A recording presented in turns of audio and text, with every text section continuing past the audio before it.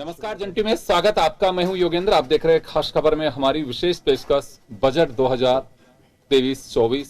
मुख्यमंत्री अशोक गहलोत अपने कार्यकाल का आखिरी बजट पेश करेंगे और ये बजट कई मायने में खास है। खास इस लिहाज से है कि इसी साल चुनाव होने वाले हैं और कुछ चीजों को लेकर के वो पहले बोल भी चुके हैं और पहली बार राजस्थान में बजट के बाद में तो आपका आभार इस तरह के होर्डिंग्स देखते हैं, लेकिन उम्मीदों के बजट के पर पहले ही पब्लिक से लगवा दिए कि आपके लिए हम ये लेकर के आ रहे हैं। तो इस हिसाब से निश्चित रूप से जब देने वाला सामने दिखाई देता है तो हर किसी की अपेक्षाएं भी बढ़ जाती हैं। लेकिन अब होंगी क्या, किन अपेक्षाओं पे हम खरे उतरेंगे, कितनी उम्मीदें बच पाएंगी, कितनी टूट जाएंगी, ये तो बजट जब आएगा जादूगर साहब का तभी पता लग पाएगा। तो चले हमारे साथ एक बार फिर पैनलिस्ट डॉक्टर पंकज आनंद साहब, जाने माने चिकित्सक हमारे साथ में हैं। अलका बत्रा जी हमारे साथ हैं, महिला उद्यमी हैं और उस सेक्टर के लिए काम करते हैं। निसार अहमद साहब हैं, बजट विश्लेषक हमारे साथ में। सभी का स्वागत है। निसार साहब, आपके पास आना चाहूंगा मैं। आपने एक बहुत अच्छी बात कही थी, मुझे अच्छे से ध्यान है, वर्षों से हम बजट साथ में करते हैं। आपने कहा था कि एक वक्त आ चुका है, पब्लिक इतनी पढ़ी लिखी है, समझदार है, ये जरूर बजट में आना चाहिए कि पिछले अनाउंसमेंट्स और उनका भी एक डाटा आना चाहिए कि हमने कितने अनाउंसमेंट किए थे, कितनी पूरी कर रहे हैं। पब्लिक डोमेन की जगह हाउस में भी आना चाहिए। क्या वास्तव में बजट की ये परंपरा भी शुरू होनी चाहिए? बिल्कुल। ये जो पारदर्शिता का जो एक कोशिश रहती है सरकार में कि हम पारदर्शी सरकार के कामकाज को ज़्यादा से ज़्यादा पारदर्शी बनाया जाए, वो पारदर्शिता बढ़ाने में ये एक बहुत बड़ा कदम होगा। कभी कभार किसी डिपार्टमेंट की जानकारी कहीं से हमें आ जाती है कि इस डिपार्टमेंट से संबंधित जो 2-4 घोषणाएं थी उनका क्या हुआ, लेकिन एक जगह सभी घोषणाओं का एक टेबल आ जाए कि ये घोषणाएं हैं और इनमें ये प्रोग्रेस हुआ है, ये इनमें प्रगति हुई है। और ये बहुत ही महत्वपूर्ण एक चीज़ रहेगी लोगों के लिए, उस पर चर्चा करने के लिए और अगले बजट के लिए भी, और ये सरकार के लिए भी बहुत अच्छा रहेगा क्योंकि सरकार का जो मैसेज देना चाहती है लोगों को कि हम काम कर रहे हैं, तो वो उसमें एक स्पष्ट उनके पास ठोस आधार रहेगा ये कहने का कि देखिए हम 60% कर पाए, 70% कर पाए, 90% कर पाए, जितना भी। तो एक बहुत ही अच्छी परंपरा रहेगी और ये इसका लेखा जोखा रखा जाता है। ऐसा नहीं है कि ये आंकड़े सरकार रखती है। चीफ मिनिस्टर इंफॉर्मेशन सिस्टम करके एक सिस्टम बना हुआ है, उस पर भी जानकारी रखी जाती है इसकी। चीफ मिनिस्टर का जो ऑफिस है, प्रधान मुख्यमंत्री जी का जो कार्यालय है, वो भी इसकी निगरानी करते हैं। तो वो उस पोर्टल को के ये वाले सेक्शन को जनता के लिए खोल देने में क्या दिक्कत है कि भाई अभी कितना प्रोग्रेस हो गया। तो वो पोर्टल में बाकी चीज़ें जो लॉगिन पासवर्ड से हैं वो हैं, ठीक है, लेकिन ये वाला हिस्सा पब्लिक किया जा सकता है। बिल्कुल। डॉक्टर साहब, आपके पास आना चाहूंगा कि हेल्थ को लेकर के बहुत चर्चाएं हो रही हैं। राजस्थान में अभी ये भी चल रहा है कि राइट टू हेल्थ बिल आना चाहिए, उसका अनाउंसमेंट, वो बिल का अनाउंसमेंट पहले कर चुके हैं मुख्यमंत्री और प्रवर समिति के पास में 11 तारीख को बैठक भी होनी है। दूसरी तरफ प्राइवेट हॉस्पिटल्स और ये 11 तारीख को अपने काम को पेन डाउन की भी बात कही गई है, या कहें कि कंप्लीट स्ट्राइक के मोड में है। लेकिन फिर भी पब्लिक हेल्थ सेक्टर की अगर हम बात करें तो वास्तव में गवर्नमेंट को किस पोर्टफोलियो पे, किस सेक्टर पे फोकस करना चाहिए मेडिकल एंड हेल्थ में कि हाँ वास्तव में इसकी आवश्यकता है और इस पे ध्यान देना चाहिए? देखिए, जब हम स्वास्थ्य की बात करते हैं तो उसके दो पहलू हैं। एक पहलू तो एक पर्टिकुलर लेवल का स्टैंडर्ड ट्रीटमेंट हर व्यक्ति को, गरीब हो या अमीर, उपलब्ध होना चाहिए, आसानी से उपलब्ध होना चाहिए। ये सरकार की जिम्मेदारी भी है, हम सबकी जिम्मेदारी है। तो अगर सरकार इस पे, जैसा मैंने देखा, घोषणाएं कर रही है, ऑलरेडी काफ़ी इम्प्लीमेंट हुआ है, अच्छा काम हुआ है राजस्थान में इसको लेके। लेकिन इसमें हमें ये समझना पड़ेगा कि किसी एक पर्टिकुलर सेक्टर को आप डिमोनाइज, जिसको कहा जाए, कि ये कह दे कि ये अच्छा है या बुरा है, या उसको पूरे विश्वास में लिए बिना हम कोशिश करें कि जैसे जो राइट टू हेल्थ का जो विरोध हो रहा है, उसमें यह है कि जो प्राइवेट सेक्टर वालों की अपनी कुछ आशंकाएं हैं, उनके कुछ पॉइंट्स हैं।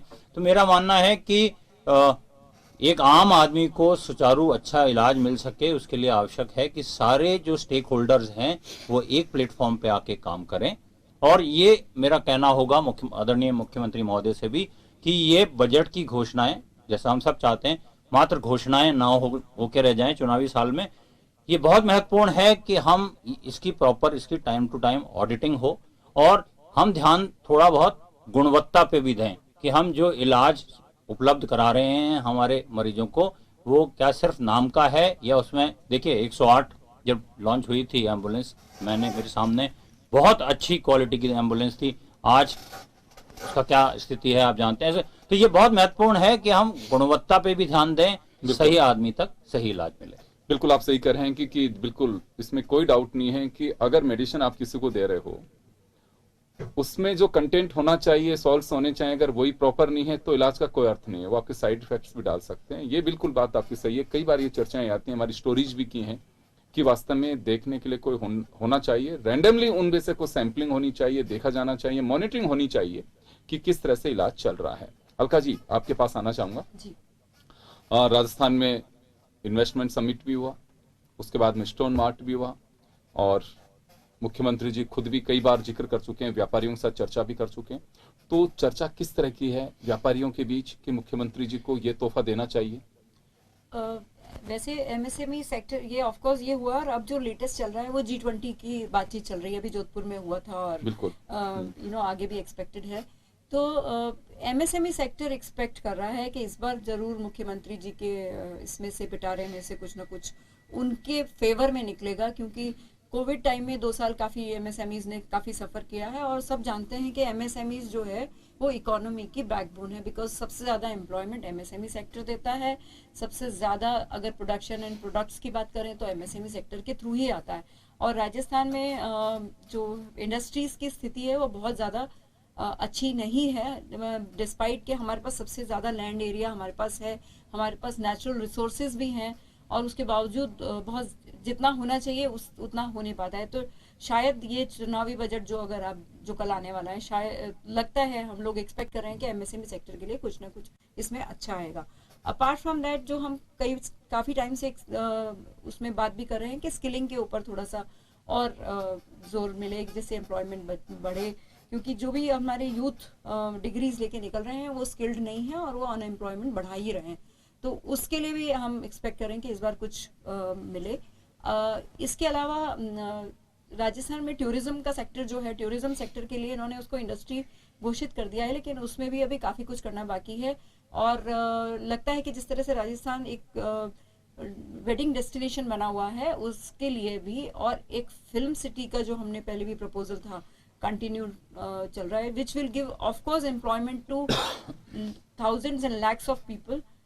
उसको भी अभी अगर ये लोग कल हम बजट में अगर उसके बारे में भी कुछ सुन पाए तो बहुत अच्छी बात होगी। जी बिल्कुल।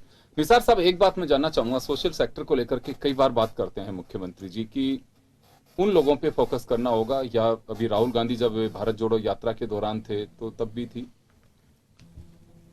जैसे सर्विस डिलीवरी बॉयज हैं, एक्सटेंट हो गया, भगवान ना करे किसी की डेथ हो गई, कोई बात हो गई, अपाहिज हो गया, उन लोगों के लिए क्या है? तो लगता है कि इस और फोकस कर सकते हैं मुख्यमंत्री इस पर, या करना चाहिए? करना तो बिल्कुल ही चाहिए, क्योंकि सिर्फ रोजगार भी एक जरूरी चीज नहीं है। रोजगार बहुत जरूरी है, लेकिन वहीं पे नहीं रुक सकते। रोजगार की, जैसे स्वास्थ्य सेवाओं की क्वालिटी की बात है, रोजगार की भी क्वालिटी की बात है। तो रोजगार के साथ एक सामाजिक सुरक्षा तो जुड़ा ही होना चाहिए, एकदम तय बात है। लेकिन ये ऐसे रोजगार हैं जिसमें कोई सुरक्षा नहीं होती है, कोई एम्प्लॉयर एम्प्लॉय क्लियर रिलेशन ही नहीं दिखता है। तो इसके लिए राजस्थान सरकार में ऐसी मतलब चर्चा सुनने में आ रही है कि राजस्थान सरकार इस तरह के जो वर्कर्स हैं इनके लिए कोई कानून बनाने की बात कर रहे हैं, जो कि एक अच्छी पहल होगी। उससे कम से कम एक दिशा मिलेगा कि भाई ये जो इनको पहले तो श्रमिक मान रहे हो आप, पहली बात, फिर श्रमिक मान के और इनके लिए कुछ या तो सोशल सामाजिक सुरक्षा की इनके लिए बात हो रही है, तो ये एक बहुत बड़ी बहुत अच्छी बात रहेगी। दूसरा, जो मैं थोड़ा सा स्वास्थ्य वाली सामाजिक क्षेत्र की बात कर रहे हैं आप, डॉक्टर साहब ने जो स्वास्थ्य के बारे में कहा, गुणवत्ता की बात, वो बहुत ही महत्वपूर्ण है। वो उसके लिए अपने स्टैंडर्ड्स बने हुए हैं, जो पब्लिक हेल्थ स्टैंडर्ड जो सर को मालूम होगा, डॉक्टर साहब को भी मालूम होगा, कि उसके हिसाब से हमारे जो हम ये स्पष्ट मानता हूं मैं, और सभी मानते हैं कि सरकार की जिम्मेदारी है पहली स्वास्थ्य सेवाएं देना, और उसके लिए सरकार को पब्लिक हेल्थ सिस्टम जो है उसको मजबूत करना होगा। और जब वो पब्लिक हेल्थ सिस्टम को मजबूत करेंगे तभी उसमें क्या होगा कि तभी लोगों को उसकी सुविधाएं मिलेंगी, लोगों को सेवाएं मिल पाएंगी, लेकिन उसकी गुणवत्ता भी अच्छी होनी चाहिए। और उसके लिए हमारे पास कुछ मानक बने हुए हैं, जो स्वास्थ्य मंत्रालय, भारत सरकार ने मानक बना रखे हैं, तो उसके हिसाब से हमें उनको करना, ये सरकार को घोषणा करना चाहिए, राज्य सरकारों को, कि उनकी जो स्वास्थ्य केंद्र होंगे वो भी उन मानकों के अनुरूप होंगे कम से कम। बिल्कुल। एक मैं दूसरी बात और आपसे जानना चाहूंगा कि दो बातें आती हैं हमारे यहाँ पे। ये देखा जाता है कि हमारे जैसे स्कूल्स हैं, क्रमोन्नत कर दिया हमारे इस बजट में, ठीक है, कि क्योंकि ये बजट एक ऐसे मोड पे बजट आएगा कि सामने चुनाव होंगे, मुख्यमंत्री जी चाहेंगे कि शॉर्ट टर्म पॉलिसी लाकर के तुरंत उसका अपन वो करें। एटीएम टाइप होगा ये बजट, है कि कार्ड डालो पैसे निकालो।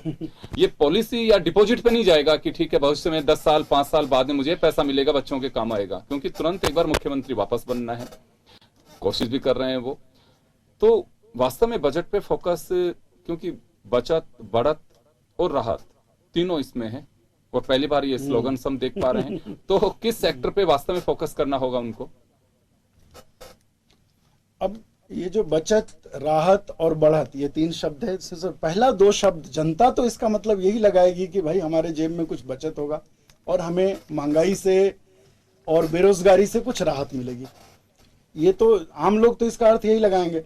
अब सरकार ने इसको क्या अर्थ लगा के ये होर्डिंग्स लगवाए हैं, ये तो कल जब बजट आएगा तो समझ में आएगा, तभी समझ में आएगा। बिल्कुल। लेकिन आम लोगों के लिए तो राहत की बात होगी कि बजट में कुछ ऐसे प्रावधान हो, क्योंकि जो यूनियन बजट आया तो उसने तो महंगाई से बचाने का कोई प्रावधान किया नहीं। तो क्या और उसके बाद में ईएमआई का तड़का और लग गया लोगों के। तो क्या कुछ ऐसा प्रावधान हो सकता है, राज्य सरकार कर सकती है? राज्य सरकार के हाथ में बहुत कम टैक्सेस रह गए हैं, उनमें से किसी में कुछ राहत सरकार देने का सोचती है क्या? इससे एक मुझे ऐसा मतलब मेरे को ये एक प्रश्न मेरे दिमाग में आ रहा है ये होर्डिंग देख के। तो उससे ही लोगों के जेब में बचत होगी। अगर सरकार स्वास्थ्य सेवाएं ठीक करती है, लोगों के जेब में बचत होगी, लोगों का आउट ऑफ जो पॉकेट एक्सपेंडिचर है वो कम होगा। अगर सरकार शिक्षा की सेवाएं ठीक करती है, कुछ ऐसे लोग जो मजबूरी में बच्चों को प्राइवेट स्कूल में भेजते हैं वो सरकारी स्कूल में भेजेंगे, जैसा कि लोगों ने कोविड के दौरान किया, तो लोगों के जेब में बचत होगी। तो ये जो महात्मा गांधी हॉस्पिटल लेकिन का एक वो भी गया है जिसके अंदर वास्तव में इंग्लिश मीडियम स्कूल्स हैं, उनमें बच्चों को लोग निकाल करके उसमें डाल रहे हैं, केवी मोड पे जिस तरह से बनाया है। लेकिन आप सही कह रहे हैं कि डॉक्टर साहब ने जो बात की, केवल मेडिकल सेक्टर की बात नहीं, गुणवत्ता की बात है। अब आपने अपने इंग्लिश मीडियम स्कूल खोले, अब उसका जो पढ़ाने वाला वो हिंदी मीडियम में पढ़ा रहा है, तो फिर वो कोई अर्थ नहीं रह जाता उसका। हमारे होना यह चाहिए कि इंफ्रास्ट्रक्चर आप बनाइए, उसके बाद में अगर आपको चीज अगर उस पे उतारते हैं तो वो होगा धरातल पे लैंडिंग, कहूंगा मैं उसे। अदरवाइज तो हवा में घूमते रहेंगे, कोई उसका औचित्य निकलेगा नहीं। मैं अलका जी आपके पास में आना चाहूंगा। आप महिला भी हैं और एक 500 रुपए की सब्सिडी की बात मुख्यमंत्री जी ने कही कि गैस सिलेंडर पे हम देंगे, साल के 1200 सिलेंडर हैं, उसको लेकर के महंगाई की बात सही है। देखिए महंगाई को लेकर के पोजीशन ये बन गई है कि केवल ये पहले बात आती थी कि कोई गरीब है वो कैसे अपना घर का, आज हर व्यक्ति को महंगाई का एहसास है। वो किस माध्यम से है? तो स्टेट का बजट है, जैसे अभी निसार साहब ने कहा कि इनके पास करने के लिए बहुत ज्यादा कुछ नहीं है, लेकिन फिर भी उम्मीदें हैं। तो महिलाओं को किस तरह से रसोई के बजट और उस पर, हालांकि स्टेट गवर्नमेंट से ज्यादा फर्क नहीं पड़ने वाला, लेकिन फिर भी कुछ राहत दी जा सकती है। मुझे लगता है कि उस पे मेरे को ज्यादा उम्मीद नहीं है कि महिलाओं के लिए स्पेशली कुछ राहत होगी। आपने जो गैस के ऊपर सब्सिडी की बात करी 500 रुपीज, इसके अलावा जो बिजली के बिल में भी हमें 50 यूनिट्स मुख्यमंत्री जी की तरफ से फ्री होके आ रहा है। और ये पिछली बार का भी हमारा एक्सपीरियंस है कि लास्ट बजट में काफ़ी सारी मुफ्त की चीज़ें बांटी गई थी, चाहे वो दवाइयाँ हो चाहे और भी चीज़ें हों। इस बार भी लगता है कि बांटी जाएंगी कुछ ना कुछ इस तरह की चीज़ें। And not only for the ladies, but इस बार मेरे को लगता है यूथ को भी अट्रैक्ट करने के लिए कोई ना कोई चीज़ ऐसे निकालेंगे, क्योंकि अभी जैसे बेरोजगारी भत्ता है वो 4000 रुपये पर पर्सन पर मंथ है, और लेडीज़ के लिए 4500 रुपये गर्ल्स के लिए है। और कई सारी स्कीम्स इन्होंने फ्री स्पेशली गर्ल्स के लिए की हैं। बट रसोई घर के बजट के लिए अगर इनके पास ज़्यादा स्कोप नहीं है या डे टू डे रूटीन के लिए, तो मुझे नहीं लगता कि घर की गृहिणी के बजट के लिए यहाँ से कुछ एक्स्ट्रा आने वाला है, जबकि आना चाहिए। और सबसे बड़ी जो मेन चीज़ है जो महंगाई करती है वो है पेट्रोल, जो हमारा राजस्थान में सबसे ज़्यादा फ्यूल महंगा है, किसी भी स्टेट में इंडिया में नहीं है जितना फ्यूल हमारे राजस्थान में महंगा है, उसके ऊपर अगर ये कुछ कर पाए तो ट्रांसपोर्टेशन पे असर पड़ेगा, ट्रांसपोर्टेशन पे उससे फर्क हो पड़ना सकता है चाहिए। कुछ। पहले यही कहा जाता था जी, कि जी, अगर हाँ। फ्यूल प्राइस बढ़ती है तो आपके जो इंडेक्स आपका है उसी पर असर पड़ जाएगा। चलिए, साक्षी आहूजा जी हमारे साथ में जुड़ी हुई हैं। साक्षी जी, बजट को लेकर कुछ चर्चाएं हैं कि हमें इस तरह की उम्मीद है राजस्थान सरकार से।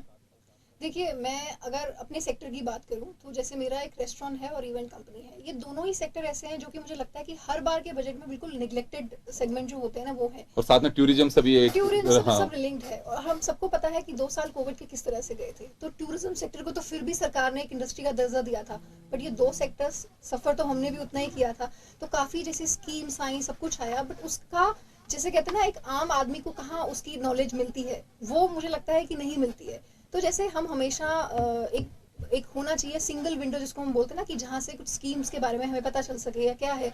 तो एक तो ये दोनों सेक्टर्स निगलेक्टेड, तो मुझे लगता है कि इसकी तरफ से जो है ना, मतलब सरकार का कुछ ऐसा वो होना चाहिए कि जैसे हमारी कॉर्पोरेट एजेंसी है, सो उसके अंदर सरकार को थोड़ा लीवरेज देना चाहिए कि ज्यादा से ज्यादा जो है, क्योंकि दोनों ही जो सेक्टर्स हैं वो कंट्रीब्यूट करते हैं जीडीपी के अंदर, तो हम लोगों का सेक्टर क्यों अनरिकॉग्नाइज्ड है, तो उसके अंदर आई फील की चीजें जो है ना वो होनी चाहिए। और ये तो स्टेट गवर्नमेंट ही दे सकती है। बिल्कुल बिल्कुल, स्टेट गवर्नमेंट को ही इसी ही उम्मीद रहेगी, सेंट्रल गवर्नमेंट लेवल पे ना जाके पहले जिस स्टेट में रह रहे हैं उससे पहले जो ज्यादा उम्मीद होती है, तो आई थिंक पहले वो पूरी, उसके बाद हम सेंट्रल से गुहार लगा सकते हैं। बट पहला प्रावधान यही होना चाहिए कि सरकार जो है, राजस्थान सरकार हमारी सुने। मैं कई बार, जैसे बहुत साल पहले जब जयपुर में आया था, उस समय एक चर्चा सुनता था मैं कि इंस्पेक्टर राज खत्म होना चाहिए। वो राज है या खत्म हो चुका? आप तो खुद भी बिजनेस से जुड़ी हुई हैं। जी, राज तो बिल्कुल है, मतलब अभी कहाँ, अभी जैसे हम बात करते हैं कि जो ये इन्फॉर्मेशन की बात कर रहे हैं, कहाँ वो इन्फॉर्मेशन एक आम आदमी तक आती है। कुछ स्कीम्स आती हैं, वहीं आई थिंक कुछ ही लोग उसका फायदा उठा सकते हैं और बस वहीं चला जाता है। कहाँ पे नॉर्मल आया वो चीज? जी, वो तो अवेयरनेस का अभाव है। खैर, लेकिन मैं इंस्पेक्टर राज की बात यूं कर रहा हूं कि कई बार ये होता है कि व्यापारी अपनी पूंजी लगाता है, काम करता है, लेकिन 10 तरह के हर्डल्स। अब मैं कि अलका जी थे पिछले बजट में हमारे साथ में, कि एक इंडस्ट्री को चेक करने के लिए जिनकी कोई आवश्यकता ही नहीं है, वो एजेंसी और कभी जाकर के, तो कुछ इसका भी कोई गवर्नमेंट को सॉल्यूशन निकालना चाहिए। इसका कहीं होता है? बिल्कुल होता है, फर्क बिल्कुल होता है। आई फील कि जैसे ये जो आप बता रहे हैं ना, इंस्पेक्टर राज जो है, और होता क्या है कि एक अगर आप बिजनेस शुरू करना चाहते हैं कोई भी, तो उसके अंदर ना हर्डल्स पहले इसलिए आते हैं, वो चीजें आसान नहीं बनाई जाती हैं, उसमें डिफिकल्टी आती है, इस वो लाते हैं इस लेवल की। तो आई फील कि उसके अंदर जो है चीजें इस तरह से सिस्टमाइज हो कि हर कोई उसमें ना फ्री, जैसे राइट होता है ना, फ्री विल का राइट होता है, वो मिलना चाहिए। सर, मैं इसमें ऐड करना चाहूंगी। इट इज लाइक बहुत सारी क्लियरेंसेस होती हैं, एनओसीज होती हैं जो गवर्नमेंट की तरफ से मिलनी चाहिए टू स्टार्ट एनी इंडस्ट्री या कंटिन्यू विद सम इंडस्ट्रीज। उसके लिए तो बहुत प्रॉब्लम्स है, उसका मुझे नहीं लगता कि अभी तक कोई सोल्यूशन निकला है। अगर इस बजट में कुछ उस तरह की कोई चीज निकले, क्योंकि डिजिटलाइजेशन तो इन्होंने सब कुछ का कर दिया कि भाई आपको कोई भी बिजनेस शुरू करना है तो digitally you can go and fill in the form, and Udyam में आप रजिस्ट्रेशन कर दीजिए और इंटेलेक्ट प्रॉपर्टी एक्ट में आप रजिस्ट्रेशन कर दीजिए, ये सब कर दीजिए। लेकिन ये दो चीजें नहीं होती। There are 50 things if you want to एक start। बहुत छोटा सा नाम है जो सुनने में ऐसा लगता है कि बड़ा सुकून दे रहा है व्यापारी को, सिंगल विंडो क्लियरेंस कोई नहीं है सर, वो सिंगल विंडो कुछ भी नहीं है, वो उसको हर्डल विंडो भी कह सकते हैं। सिंगल विंडो ही नहीं है सर। तो वो दरवाजा मेरे ख्याल से ये कुछ बड़ी हट्टी बनानी पड़ेगी, जब निकल के आप अंदर से उसमें से कुछ बिजनेस के बारे में अपना कर पाओगे। ये सर कह ही रहे हैं, हम लोग पिछले 8-10 साल से कह रहे हैं कि सिंगल विंडो सच में कुछ होना चाहिए, लेकिन सिंगल विंडो है नहीं। जी, चलिए मैं डॉक्टर साहब आपके पास आना चाहूंगा। एक बात आती है, दरअसल मेडिकल सेक्टर को लेकर के भी एक क्लास कैटेगरी की हुई है कि आप इस क्लास के हैं, आप प्राइवेट हॉस्पिटल में जा सकते हैं, आप गवर्नमेंट में जा सकते हैं, या आप बहुत सारे लोग ऐसे हैं कि जिनको वास्तव में पता नहीं कि मुझे जाना कहाँ है। लिखा होता है कि आप जैसे चिरंजीव योजना है कि या आयुष्मान भारत योजना है कि आपका निःशुल्क इलाज, बड़े बड़े होर्डिंग्स होते हैं, वो चला भी जाता है, फिर वो बड़ा, तो यहाँ पे भी कुछ क्लियरिटी होनी चाहिए गुणवत्ता के साथ साथ, है कि हाँ ये इलाज आपका किया जा सकता है, क्लियर हो। क्योंकि वो आदमी जब वहां पे जाकर के रूबरू होता है कि नहीं आपका इलाज इस पैरामीटर में नहीं आता, नहीं हो सकता है, तो यहाँ भी कुछ क्लियर होना चाहिए। या फिर मेडिकल सेक्टर में भी जो लाभार्थी बनने वाला है, जो लाभार्थी है, उसको इस क्षेत्र के लिए एजुकेट करना बहुत जरूरी है, उसको एजुकेट करना बहुत जरूरी है कि ताकि वो देख सके कि हाँ मेरे ये राइट्स और मैं ये काम कर सकता हूँ। देखिए, हम सब जानते हैं हेल्थ एक बेसिक नीड और राइट है, और किसी भी सरकार का ये मूलभूत कर्तव्य है कि उसके नागरिकों को अच्छी से अच्छी गुणवत्ता, जैसे हम पहले बात कर चुके हैं, और अफोर्डेबल हेल्थ दे सके।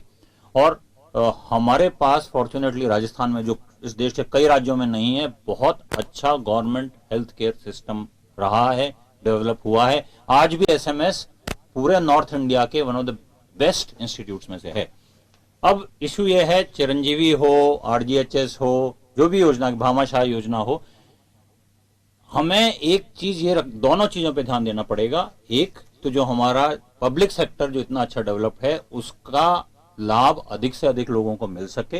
वो व्यक्ति जिसके पास एक पैसा भी नहीं है, आज रोड पे रहता है, उसको भी कॉम्प्लिकेटेड से कॉम्प्लिकेटेड सर्जरी कराने का मौका मिले, जो है फैसिलिटी हमारे पास। तो ये जो बीच में अब कंफ्यूजन आ गया है, ये इसलिए आया है कि बहुत सारे प्राइवेट हॉस्पिटल्स को चिरंजीवी की वजह से मौका दिया है, जो अच्छी बात है, क्योंकि लोगों के घर के पास ही वो अवेलेबल हो गई है। लेकिन हर अस्पताल में सारी सुविधाएं नहीं होती। तो आप सही कह रहे हैं कि ये इंपॉर्टेंट है कि लोगों तक ये बात पहुंचाई जाए। और दूसरा, एक ये टेंडेंसी जैसे जो हम देखते हैं, देखिए हम एक इंडिपेंडेंट कंट्री के रहने वाले हैं, हर व्यक्ति को ये राइट होना चाहिए, कोई फोर्सिंग नहीं होनी चाहिए। अगर वो अफोर्ड कर सकता है तो वो पे भी करता है। लोग जाते हैं बड़े बड़े इंस्टीट्यूट्स में, मेदांता में जाते हैं, पे करते हैं, 1 लाख रुपए रोज तक का वो होता है। लेकिन हमें ये भी लोगों को बताना पड़ेगा कि उसी स्तर की चिकित्सा हमारे पास इवन निःशुल्क उपलब्ध है, सारे मेडिकल कॉलेज लेवल्स के। और अब तो हर जिले में मेडिकल कॉलेज खोला जा रहा है। लेटेस्ट टेक्नोलॉजी, सरकार, बहुत सेंट्रल गवर्नमेंट और स्टेट गवर्नमेंट करोड़ों रुपया का इंफ्रास्ट्रक्चर क्रिएट कर रही है। तो ये बहुत अच्छी चीज है, दूरगामी चीज है। लेकिन जो प्रॉब्लम यहां आ रही है वो प्रोसेस लेवल पे आ रही है। लोगों तक सही जानकारी पहुंचाना, सही प्रोसेस लाना, जो आई थिंक जो अभी हम डिस्कस कर रहे थे कि उसमें बहुत सारे, मैं वर्ड ब्यूरोक्रेटिक यूज नहीं करना चाहता, वो प्रेजुडिस्ड वर्ड है, लेकिन बहुत सारे ऐसे हर्डल्स बीच में आ जाती हैं कुछ वेस्टेड इंटरेस्ट की वजह से, कि लोगों तक सही जानकारी नहीं पहुंचती। और वास्तव में देखिए, गवर्नमेंट कोई भी हो, उसकी नीयत साफ होती है। एक बार जो अधिकारी या पॉलिसी मेकर जो बन गए, जो ब्यूरोक्रेट्स की हम चर्चा कर रहे थे, बीच में हल्की सी बात है, कोई नई बात नहीं है, लेकिन उन्हें कहीं नहीं जाना है। गवर्नमेंट को हर 5वें साल, 4.25 साल बाद में वो उस परीक्षा के अंदर जाना होता है कि जो जनता का दरबार कहते हैं, वो पब्लिक के लिए ही, क्योंकि लोक कल्याणकारी राज्य की डेफिनेशन यही है। अब हमारे यहाँ पे जब आप अपोजिशन में होते हैं तो उसको रेवड़ी बता देते हैं, सत्ता में होते हैं तो उसे लोक कल्याणकारी योजना बताते हैं। कर्ज की बात आती है कि कर्ज लेते हैं साहब स्कीम्स के लिए और फ्री में रेवड़ियां बांट दी। फिर जवाब आता है सामने से, जब बजट बहस का जवाब कोई भी मुख्यमंत्री या फाइनेंस मिनिस्टर देते हैं तो कहते हैं कि हमने घी पीने के लिए लोन नहीं लिया है, ये तो हमने लोक कल्याणकारी राज्य की डेफिनेशन ही है, ये हमारा मूल कर्तव्य है कि हम उनको राहत दें। निसार साहब, इस पे आपके पास में जाना चाहूंगा कि ये क्या वास्तव में सरकारों के सामने चुनौती है? सरकारें, इस वजह से कह रहा हूं, हर राज्य और यूनियन गवर्नमेंट की पोजीशन यही है, हम ओवर कहूं कि हाँ बस्टिंग की ओर जाते हैं और पैसा हमारे पास में होता नहीं है स्कीम्स को लेकर के। कर्ज लेना पड़ता है, स्टेट जहां से भी मिलता है, यूनियन गवर्नमेंट का भी कर्ज है। लेकिन बात मैं राजस्थान के उस पर करूंगा। हमारी जो परिस्थितियां बनी हुई है, देखिए रोडवेज हमारे पास में घाटे का सौदा जबरदस्त चल रहा है, हमारे पास में बिजली घाटे का सौदा चल रहा है। तो कुछ ऐसे सेक्टर्स हैं जिन पर काबू कैसे पाया जा सकता है, घाटा भी तो कम करना, कहीं तो जिम्मेदारी, रेस्पॉन्सिबिलिटी फिक्स करनी होगी। तो वो तो रिस्पॉन्सिबिलिटी फिक्स किया है, कानून बना रखा है, FRBM एक्ट है। हाँ। लेकिन मैं उस पर आता हूँ, उसके पहले मैं ये मेडिकल वाले बात में एक चीज़ जोड़ना चाहता हूँ जी। ये सही है कि ये जो चिरंजीवी के तहत लोगों को क्या सुविधाएं मिल सकती हैं, कहाँ किस हॉस्पिटल में क्या सुविधाएं मिल सकती हैं, ये जानकारी लोगों को नहीं होती है, तो उससे दिक्कत होती है। बिल्कुल। तो ये तो हॉस्पिटल की भी जिम्मेदारी है ना, कोई लिख दे कि हमारे यहाँ चिरंजीवी के तहत ये 10 ही इलाज मिलेगा, इसके अलावा नहीं मिलेगा, या 5 ही मिलेगा। और उस तो कोई भी मैकेनिज्म, कोई भी सिस्टम सेट किया जाना चाहिए। नहीं तो उसमें हॉस्पिटल्स का भी तो कुछ उनकी रिस्पॉन्सिबिलिटी हो जाती है ना, कि वो भी लिखें, वो एक बोर्ड लगवा दें, कोई कितना उनको। नहीं, बोर्ड तो देखा मैंने कई हॉस्पिटल्स पे कि पिछला भुगतान नहीं हुआ, इस वजह से ये समय अब यहाँ उपलब्ध नहीं है। हाँ, ये वाला लगाते हैं। वो ये नहीं लगाते हैं कि हमारे यहाँ ये सेवाएं हैं इसके तहत, ये वाला भी तो लगाना चाहिए। मतलब देखो, कानून तो कई सारे बने हुए हैं, उनका पालन करना जरूरी है, क्योंकि चाहे वो आप इंडस्ट्री शुरू कर रहे हो, चाहे आप हॉस्पिटल शुरू कर रहे हो, आपको तो इस प्रोसेस से जाना होगा, सारे क्लियरेंसेस लेने होंगे। अगर आप फॉरेस्ट लैंड ले रहे हो तो फॉरेस्ट एक्ट के तहत जो क्लियरेंस है वो चाहिए। जो इन्वायरमेंटल एक्ट के तहत जो क्लियरेंस है वो लेना पड़ेगा। सो वो तो हम वो सब चीज़ों को इग्नोर नहीं कर सकते, इंडस्ट्रियल एरिया क्योंकि में भी लेना पड़ता है सर। जी जी बिल्कुल लेना पड़ेगा। इंडस्ट्रियल एरिया में भी हाँ चाहिए, हाँ, not तो हम उन on this चीज़ों को also। इग्नोर नहीं कर सकते, इन्वायरमेंटल इम्पैक्ट असेसमेंट करवाना ही पड़ेगा। तो वो बहुत अच्छे से हो रहा है, मैं ये नहीं बोल रहा हूँ। उस प्रोसेस को पारदर्शी बनाया जा सकता है, टाइम बाउंड किया जा सकता है, ये सब किया जा सकता है, लेकिन हम इनसे मुंह तो नहीं मोड़ सकते। हमें फॉरेस्ट भी बचाना है, हमें इन्वायरमेंट भी बचाना है, तो ये भी करना पड़ेगा। और उसी तरह से अब एक एक्ट हॉस्पिटल्स के लिए भी है, क्लिनिकल एस्टेब्लिशमेंट एक्ट, तो उस एक्ट के तहत जो जिम्मेदारी उनकी है वो भी उनको पूरा करना चाहिए। तो हमें मतलब खाली सरकार के पे उंगली नहीं उठाना चाहिए, हमें थोड़ा अपनी जिम्मेदारी ये की तरफ भी बिल्कुल ठीक देखना कह रहे चाहिए। हैं। ये मैं अपने पर्सनल मैं एक्सपीरियंस से अपनी जो अब हॉस्पिटल अगर वाली आप बात कहेंगे तो मैं करेंगे, लोन वाले बात पे अब तो कर ये सकता इसमें मैं हूँ। ऐड करना चाह रही हूँ, क्योंकि होता क्या है कि जो वहाँ पे स्टाफ है, सरकारी स्टाफ है, वो आप जैसे कोई पेशेंट आता है, वो कैसे उससे डील कर रहे हैं, उसको सारी जानकारी दे रहे हैं नहीं दे रहे हैं, इसका भी बहुत बड़ा जो है योगदान मेडिकल स्टाफ का भी जो वहाँ पे होता है। तो आई फील उनको भी जो है ना, अगर वो ढंग से सारी इन्फॉर्मेशन एक आम आदमी तक पहुँचाएंगे, तो आई थिंक उससे भी बहुत जागरूकता फैलती है। तो उनका भी पूरा वो ये इन्होंने बिल्कुल ठीक कहा कि देखिए, वो भी मैं बहुत ही धरातल पे जाकर के मैं बहुत सारी चीज़ों को देखता हूँ। ऐसे भी अगर बैठे रहते हैं हम तो हॉस्पिटल्स में क्या चल रहा है, एजुकेशन में आपने कर दिया, उसको देखने की कोशिश करता हूँ। देखिए, हमारे हॉस्पिटल्स इतने ओवर क्राउडेड हैं कि जो उनका स्टाफ लग रहा है वो तमाम चीज़ों में अगर वो लगे, संभव ही नहीं है। ओपीडी की पोजीशन आप देखिए, क्या पोजीशन बनी रहती है ना। नर्सिंग स्टाफ की आप देखिए, कुछ लोगों को कह दें साहब वो तो नेतागिरी करते हैं, ऐसा नहीं है।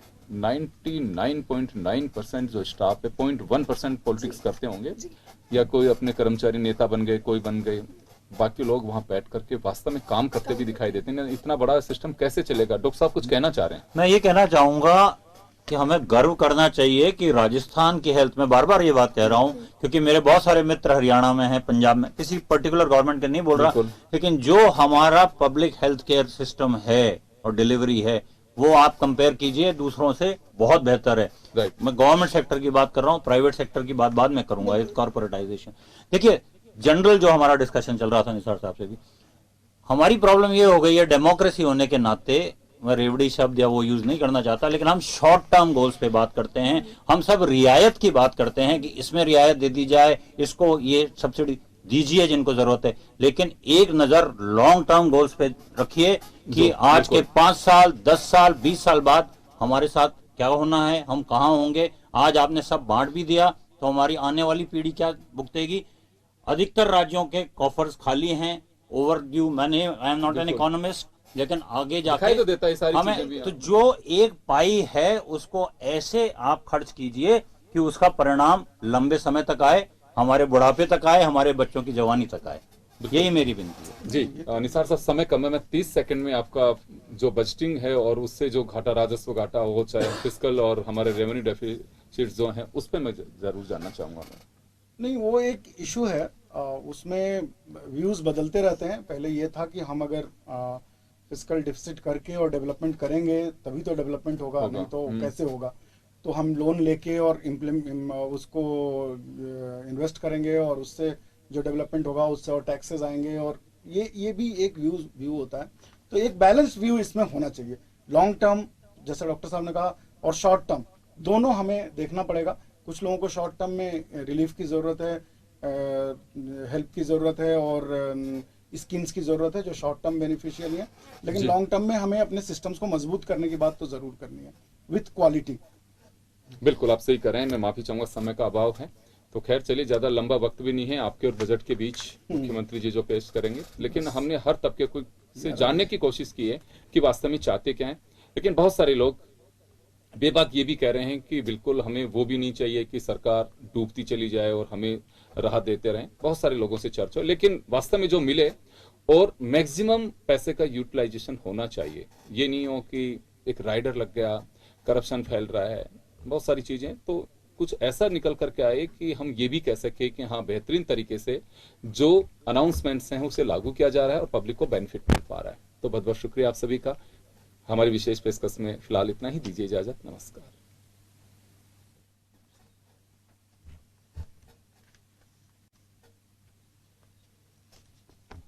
Thank you sir.